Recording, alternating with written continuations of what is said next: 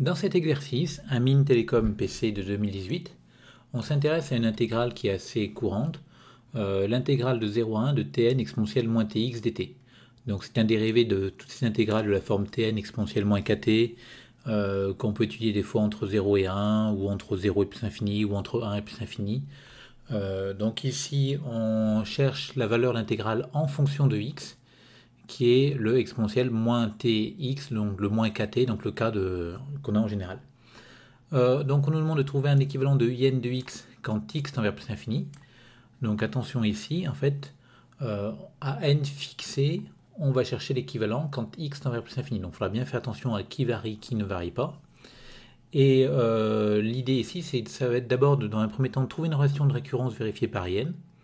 Et une fois qu'on aura cette relation de récurrence, on pourra montrer l'équivalent de in de x quand x tend vers plus infini par récurrence, parce que connaissant l'équivalent de in de x en plus infini, on pourra trouver l'équivalent de in plus 1.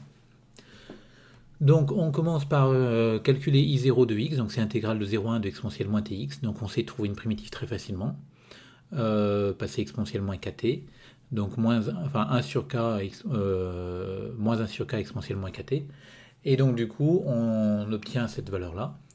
Et quand x tend vers plus infini, au numérateur 1 tend vers 1, exponentielle moins x tend vers 0, donc exponentielle moins x c'est un petit o de 1, et donc du coup mon numérateur est équivalent à 1 sur x. Donc j'obtiens 1 sur x comme équivalent pour i0.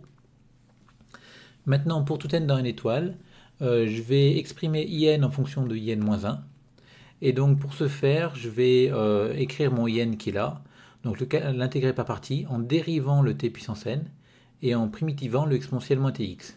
Donc l'exponentiel moins tx se primitive en moins 1 sur x exponentiel moins tx. Le tn dérive en n tn moins 1. Et ici, on est sur intervalle 0, 1. Mes fonctions sont toutes de classe C1, enfin U et V sont de classe C1 sur 0, 1 fermé. Donc on a affaire à une intégrale classique qu'on intègre par partie de manière tout à fait classique. Et on peut intégrer par partie. Et on obtient donc le crochet avec U de t et V de t. Et plus, donc on a passé constante devant intégrale ici. Donc plus parce qu'il y avait un moins, et avec ce moins ici, ça fera un plus. N sur x fois intégrale de 0 à 1 de tn-1 exponentielle moins tx. Et on obtient cette intégrale-là, c'est in-1. Donc on a n sur x in-1. Et là, donc crochet, il me reste quoi? Il me reste moins exponentielle moins x sur x. Donc moins exponentielle moins x sur x. Donc on a notre relation de récurrence entre in de x et in-1. J'ai oublié de mettre le de x ici. Maintenant, on va prouver par récurrence que in de x est équivalent à cette quantité-là quand un x tend vers plus infini. Donc hr0 est vérifié, donc c'est le premier point, pas de problème. On va prendre n dans n, on va supposer hrn vérifié. Notre in plus 1, d'après la relation qu'on a trouvée ici, il va s'écrire sous la forme n plus 1 in de x moins exponentielle moins x sur x.